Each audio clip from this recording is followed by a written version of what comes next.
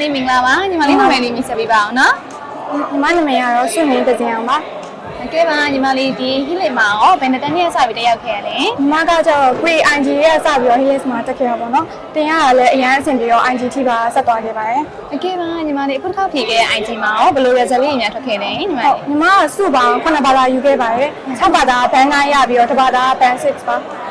ကဲပါညီမလေးလေဒီ higher math တရားရောဘယ်ဘာသာရေးများရရှိခဲ့နေလဲ ICT နဲ့ CS မှာ highest တွေရရှိခဲ့ပါတယ်ရှင် ကဲပါညီမလေးကအခု ICT ရော CS ကောလေးဒီလိုနှစ်မျိုးလုံးကိုလေးပေါ့ higher math လေးရရှိခဲ့တဲ့အတွက်ညီမလေးကဘယ်လိုမျိုးလေးစူးစမ်းထုတ်ခဲ့လဲဆိုတာလေးလည်းပြောပြပေးပါအောင်နော် ညီမဘယ်လိုစူးစမ်းခဲ့လဲဆိုတာထက်ဒီစောင်းပွဲမှာပေါ့နော်ညီမ practical ကိုအမှတ်ကိုအပြည့်ရအောင်ယူလိုက်တယ်အဓိကကဒီ theory ဘိုင်းမှာညီမရှမ်းနိုင်ရှိခဲ့တယ်အဲ့တော့ practical ကိုအမှတ်တက်နိုင်များနေအောင်ရောအောင်ဖြေခဲ့တယ်နောက်ပြီးတော့ဒီ theory ဘိုင်းမှာဆိုရင်ညီမ textbook ဖတ်တယ် textbook ကို analyze လုပ်ပြီးတော့မှဒီအရေးကြီးတဲ့အချက်တွေပါနိုင်တဲ့အချက်တွေကို highlight တာရယ်ပြီးတော့ညီမစာရေးပြင်းတဲ့သူဆိုဒီ laptop တွေက note အထင်မှာပဲညီမအဲ့အရာတွေကို copyright လုပ်လိုက်တယ်နောက်ပြီးတော့စောင်းဝိုင်းနားနေဆိုရင်အဲ့အချက်တွေကိုပဲဖတ်ပြတာများတယ်6မှတ်တန်းနေ10မှတ်တန်းနေဆိုရင်လည်းမိကုန်းတခြားဖတ်ပြီးတော့မှအဲ့အရာနဲ့ပတ်သက်ပြီးတော့အခြေတုံးကိုရေးပြီးတော့ဖြေပါတယ်ဒီလောက်ပါပဲမှ ကဲပါညီမလေးအမတို့ဟီလေးမှာလေဒီ online နဲ့ on campus ဆိုရင်မျိုးရှိရမှာညီမလေးကဘယ်တန်းများတက်ရောက်ခဲ့ရလဲမသိရှင် ညီမကတော့ online တန်းလေးမှာတက်ခဲ့ရပါရှင်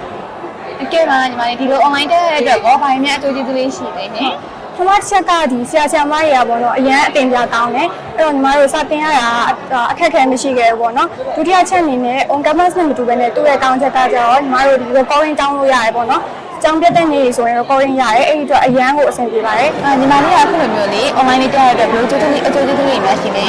online တက်လို့ရတဲ့အကျိုးကျေးဇူးတွေနဲ့ပထမဆုံးချက်ကတော့ညီမတို့ဒီ on campus နဲ့မတူတာသူက recording ကိုပြန်တောင်းလို့ရတယ်။နောက်ဒီကျောင်းပြတဲ့နေ့ဆိုအရန်အဆင်ပြေပေါ့နော် recording တောင်းလို့ရရှိတာကနောက်တစ်ချက်အနေနဲ့ကတော့ဆရာမတွေကအရန်အတင်ပြကောင်းကြတယ်။ပြီးတော့ဒီစာတင်တဲ့တစ်ချက်မှာအခက်အခဲမရှိဘဲနဲ့ညီမတို့တင်ကြတာတော်တော်လေးအဆင်ပြေတယ်။နောက်ချက်က admin တွေကညီမတို့ကျောင်းနောက်ကျရင်တော့ဖုန်းဆက်ပြီးတော့နှုတ်ပေးရတာတွေလုပ်ပြီးအဲ့တော့ဒီကျောင်းရှိရမိငယ်လေးဆိုတော့တော်တော်လေးအဆင်ပြေခဲ့ပါတယ် ကဲပါညီမလေးဒီကျောင်းနဲ့မှတ်တရရှိနေပြောပြပါအောင်နော် ဟုတ်ကျောင်းနဲ့အမှတ်တရကတော့ညီမတို့ဒီနောက်ဆုံး internship ဝင်တဲ့အခါမှာဒီကျောင်းက day trip လေးစီစဉ်ပေးတဲ့ green land ပေါ့နော်အဲ့မှာတငယ်ချင်းတွေအများကြီးနဲ့ပို့ပြီးတော့ရင်းနှီးပြီးတော့ပို့ပြီးတော့အမှတ်တရတွေဖန်တီးနိုင်ခဲ့ပါတယ်ဟုတ်ကဲ့ပါညီမလေးဖွင့်လို့ကျေးဇူးတင်ပေးတဲ့အတွက်ညီမကျေးဇူးအများကြီးတင်ပါတယ်နော် ဟုတ်ကဲ့ပါလည်းကျေးဇူးတင်ပါတယ် ကဲပါ